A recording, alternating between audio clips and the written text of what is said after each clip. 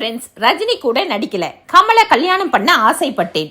குஷ்பு ஓபனா சொல்லிட்டாரே, என்னன்னு பார்க்கலாம் வாங்க. ரஜினி நடித்த தர்மத்தின் தலைவன் படம் மூலமா சினிமாவில் நடிக்க துவங்கினார் குஷ்பு. கார்த்திக்கு ஜோடியா நடித்த வருஷம் 16 படம் இவரை ரசிகர்களிடையே பிரபலமாக்கியது. அதன் பின் தொடர்ந்து பல படங்களிலும் நடித்து ஒரு கட்டத்தில் முன்னணி நடிகையாக மாறினார். 90களில் ரஜினி, கமல், பிரபு, சத்யராஜ், சரத்குமார் போன்ற நடிகர்களுக்கு ஜோடியா நடிச்சாங்க. பப்ளியான உடலமைப்பு, குழந்தை போல் கியூட்னஸ்னு ரசிகர்களை கவர்ந்தாங்க. இவருக்கு கோயில் கட்டும் அளவுக்கு ரசிகர்கள் போனாங்க. நம்பர் 1 நடிகையா இருக்கும் போதே சுந்தர் சியை காதலிச்சு திருமணம் செய்து கொண்டாங்க. இவருக்கு 2 மகள்கள் உள்ளனர். திருமணத்துக்கு அப்புறம் அரசியல்ல இறங்கினாங்க குஷ்பு. துவக்கத்துல திமுகவுல இருந்த குஷ்பு அதன் பின் அந்த கட்சியில பிரச்சனை ஏற்பட்டதனால் காங்கிரசுக்கு போனாங்க. பாஜகவை கடுமையா விமர்சனம் செய்தாங்க.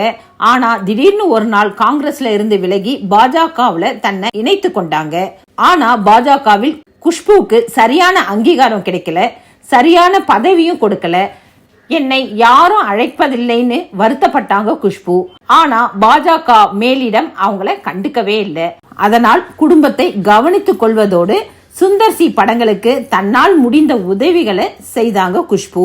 இந்த நிலையில ஊடகம் ஒன்றில் பேசிய குஷ்பு, நான் ஹிந்தி படங்களில் நடிக்க துவங்கியது ரஜினி சார் நடித்த 2 ஹிந்தி படங்களில் நடிக்க என்ன கேட்டாங்க. ஆனா என் அப்பா என்ன அனுமதிக்கல. எனக்கும் ரஜினி சார் பெரிய ஹீரோன்னு தெரியாது, கமல் தான் பெரிய ஹீரோன்னு நினைத்தேன். ஏனென்றால் ஏக் துஜே கேலியே, சனம், தெரிகசம் போன்ற படங்கள் மூலம் கமல் ஹிந்தியில பிரபலமாயிருந்தார். திருமணம் செய்தால் இப்படி ஒருவரை தான் திருமணம் செய்து கொள்ள வேண்டும்னு ஆசைப்பட்டேன். அந்த வயசுல அப்படிதான் தோன்றும்.